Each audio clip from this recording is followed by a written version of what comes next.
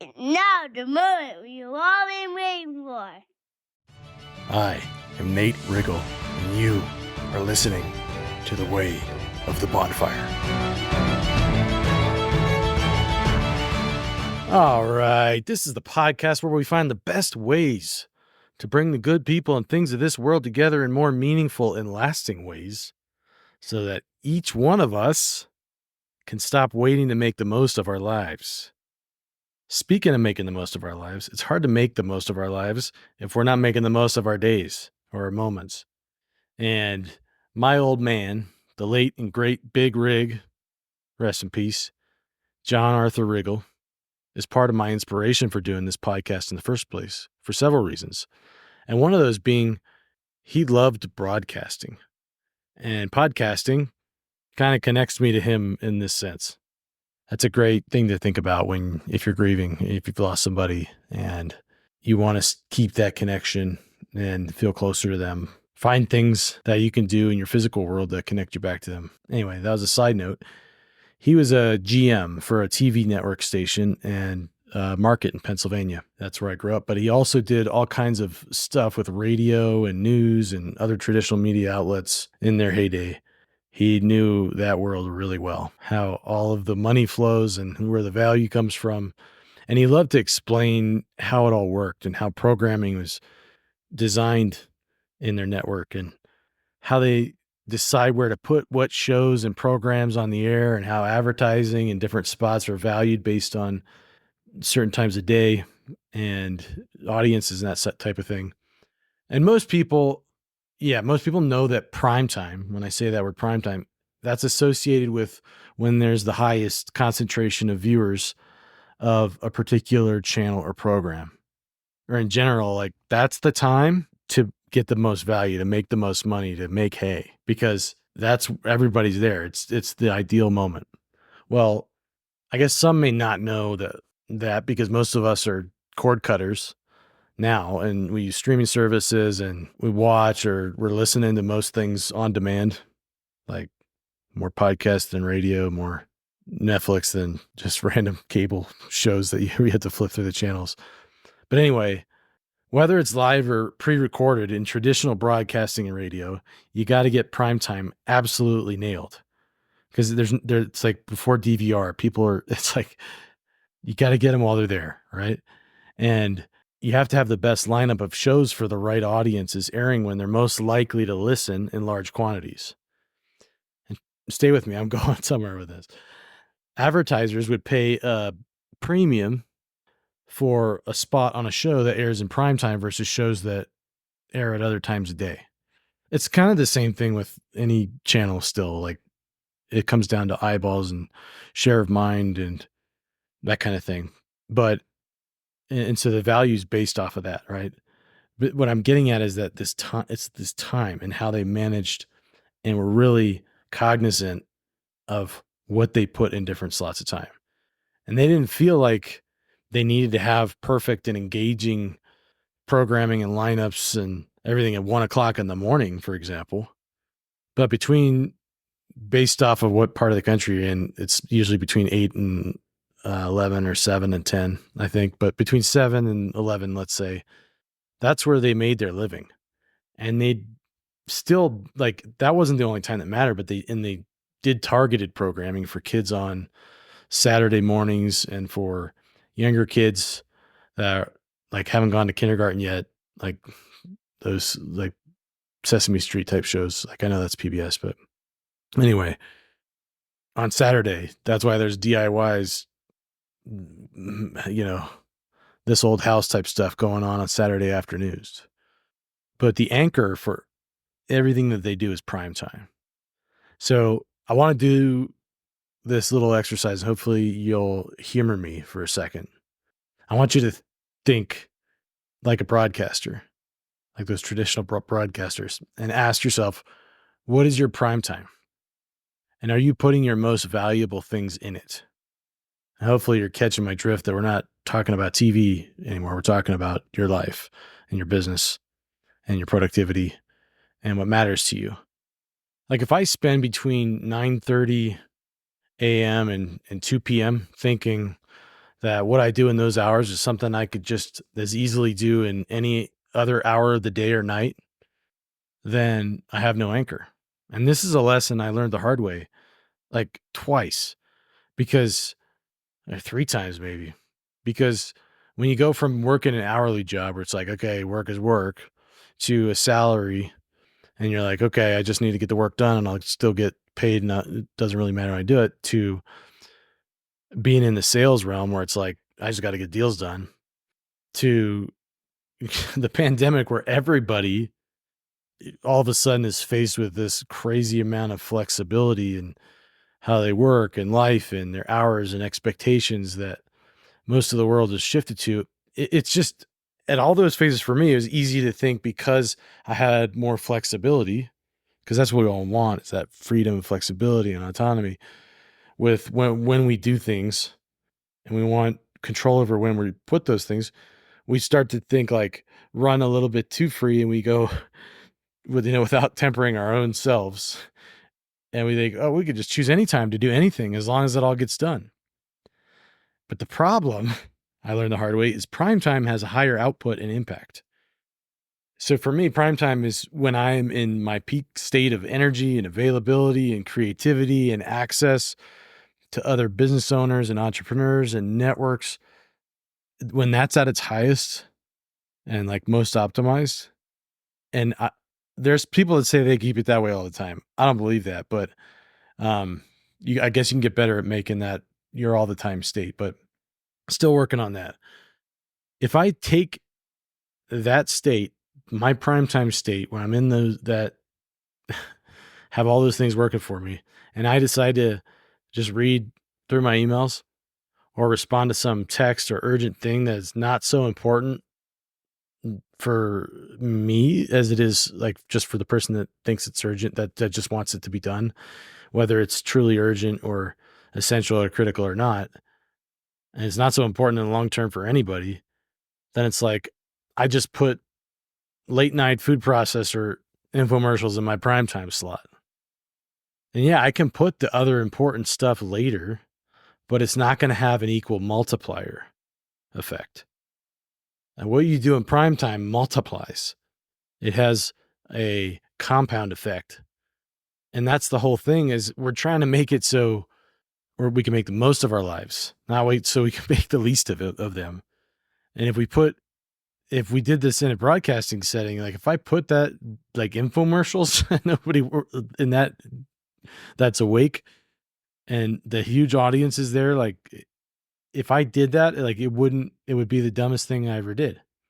But we do it all the time because like in our personal lives, we put stuff that we don't think about the multiplier effect and the power of those moments, and the value of what we put in there and how we can like copy ourselves and multiply it just by when we do it.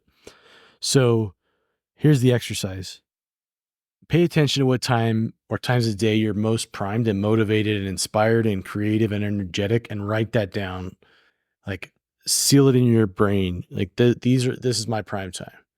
And it might be for you, it might not be 9:30 to 2. It might be three other like weird 1 hour slots during the day where your energy flows, and spend an hour after you eat or when you work out or whatever is priming you to feel that way. But when those times are, and you can create them. But naturally we have prime times, right? In general, these things, whether we did it on purpose or not, we've created these prime times. Either way, make a list of the activities that have the highest meaning or impact. Now you know what your prime times are, and then pick the top 3. So you might write a list of 100 things that are really meaningful to you and that have really high impact. But in there, pick 3. And if they're all like really short-term, short-sighted things, then you probably need to rethink that. Like in the 3, there should be 1 or 2 things that have a long-term impact, and put those long-term ones in your prime time on your calendar and protect it like it's your life. When I was a kid, I remember asking my dad why a certain show was on when I expected something else. And he'd say, "No, that's not what's running right now. I would I would know, like, this is that you're not looking at the clock right. You got it." And he'd just kind of giggle and be like, "Yeah, that's funny." And I'd be like, "No, it is. This is not the right show, Dad." And then he kind of slowly turn around and come to verify. And if it was off, like not the right show or not the right thing displaying on that screen, airing what he expected to air that was supposed to be in the lineup or in the programming, especially if it was in prime time, he'd scramble the phone and call the team over at his office and say, "Why on earth is this on the air in the wrong slot?" Because inherently, that's a problem because they're not going to be getting the most impact or the most output by putting the wrong things in the wrong places. And I once remember seeing, well, I was watching like Malcolm in the Middle or something, and this is before the days of DVR, so you had to get the commercials and everything really mattered, like way more than they matter now, because that was like the main channel. That was what there was, and it was like the center of the main channel.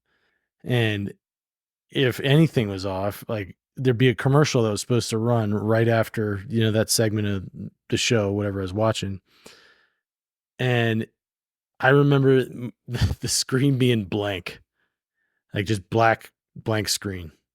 And I thought the TV had turned off, but then I looked down and I saw the TV wasn't off and it's still black. And I'm like, I kind of perversely got excited because I couldn't wait to see what my dad was going to do. And he'd come in or he'd be watching it and I just see his face like in this look of shock. And he'd get up like he was watching the Eagles fumble and he'd start yelling at the screen, "Come on, where's the freaking local break? Come on." He should start losing his mind. And that's just because like if you're not using your prime time for anything, it's like that is the biggest squandering of the most valuable fulcrum or thing that you have available to you. So be really cognizant of that. And then if we're still thinking as like a broadcaster, you can still use this lens and say like, okay, we'll have 97 other things that are important.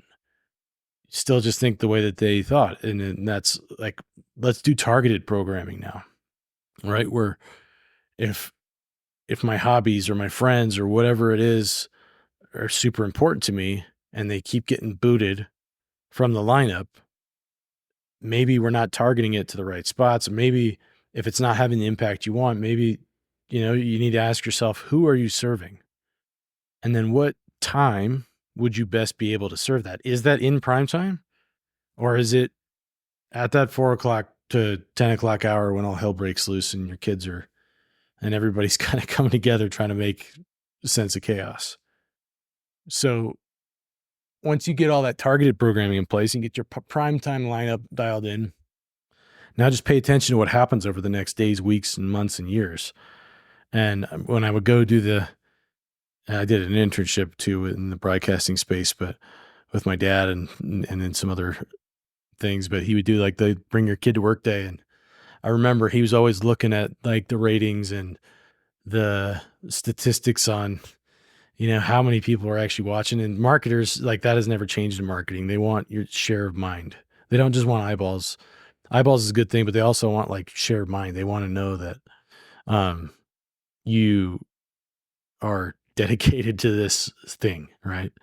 And maybe sometimes the numbers would be off. I remember my dad being like, this can't be right. And if it didn't make sense what they put in there and that wasn't getting the value back that they expected, or the output or the viewers, the share of mind, or whatever it is you're trying to get in your prime time, then they would just change the lineup as needed. Like they would say, okay, let's talk strategy here. Let's put this other thing in the lineup at this spot because that seems to be what we need here more than this other thing. And then they would put the other stuff in some sort of targeted spot to a different audience. But protect your prime time and honor the high value programming you build by not letting low value stuff in there. I know, easier said than done. Guilty as charged by a long shot. Like, listen to me. I don't ever say that I've arrived because a master's work is never done. I'm not saying I am the master of a whole bunch of stuff either, but there's a couple things that I figured out, and I know that this works. And part of the way that I figured it out was either learning the hard way or was asking somebody else, somebody that's figured it out. And based on that, I'm launching a movement for entrepreneurial dads who've hit this new level of crazy complex chaos. And they've got multiple kids, they've got a business, and they want to find better ways to put family first without having to sacrifice their own well-being and health and dreams and still grow their business in better ways without pretending like nothing's wrong. Right? They don't want to just put a mask on it or kind of sweep it under the rug and say I'm fine, because the ones that have been around, the ones that are in this middle phase, they're like, okay, I've been trying to be fine for a while, and things just seem to be getting crazier and harder to control and out of harmony, and like everything is just competing interests working against each other. And if I win at work, I can't win at home. If I'm connected to my hobbies and my passions, then I'm neglecting something else. And this is all about bringing those things to work in integration and feed each other instead of being in competition with each other. And I didn't even know that that was possible until I hit my own burnout and started reaching out to just all kinds of people. I was doing market. It honestly started out as like me just reaching out to some mentors, and they gave me really good advice because they had said, look, you're not alone, especially in our modern day. All kinds of crazy stuff is shifting with technology and with the way that family dynamics work now, and everything. Like none of the traditional stuff is relevant. I mean, some of it's relevant, but like the way that things used to work and work together is changing. And if you want to keep growing, you have to find a way to bring that all together. And they shared some of their wisdom with me. But I also heard from a lot of men in this middle stage who are saying, I'm like dead in the water. Like I'm working and paddling so hard just to stay in the same spot, just to make things all miraculously work day after day. And that's not what life's about. Life's about enjoying. And regardless of what challenges come our way, like we don't get mastered by the middle. We become masters of the middle and master servants that really just are able to, like everybody says, enjoy the journey. And it's easy for men to just be like, I'm not going to talk about it. I feel like I'm going to get my hand slapped, or I'm going to, that's not how we do it. Like, this is just how it is for us. But luckily these other, fathers and founders in the middle that did figure out a way, I was able to collect a bunch of their knowledge, and I've distilled it down to some basic tenets and a new formula for doing things. And I'm not saying it's a perfect formula, but I'm saying that it's a game changer. And a big piece of it is coming together uh, as fathers and founders in this stage, and using our collective wisdom and knowledge and the synchronicity between us to go and build those sorts of things. Men need more connection, and they need more ecosystem and community and friends and the right kind of secrets of what works. And so I'm launching this movement, and I'm going to be announcing enrollment in our first group of fathers and founders in the coming weeks. So it's like a mastermind / program with some structure, but I wanted you to have first access as podcast listeners because you've been with me before all this. So if you want to be kept in the loop, or there's a man in your life who comes to mind, go to mastersofthemiddle.com and get on the list by downloading the free PDF guide for dads in the middle. That's that collection of the wisdom. I want to give you value before anything else. And that'll get you opted in on our email list, so you can get more information as we roll out the parts of the actual community and programs and events and the different resources that we have. And if you're interested, like if I'm listening to this Like I'm usually like a ground level guy. I'm like, oh yeah, let me run on the front line here. And I want to be part of the first group. I want help because I just love building things. If you're interested in chatting more about the mastermind, that group specifically, there's just 10 seats for this first round, but you're wanting to get one of those or see if it's going to be a fit, then just reach out to me at nate@mastersofthemiddle.com, or you book a call directly on my calendar at changewithnate.com.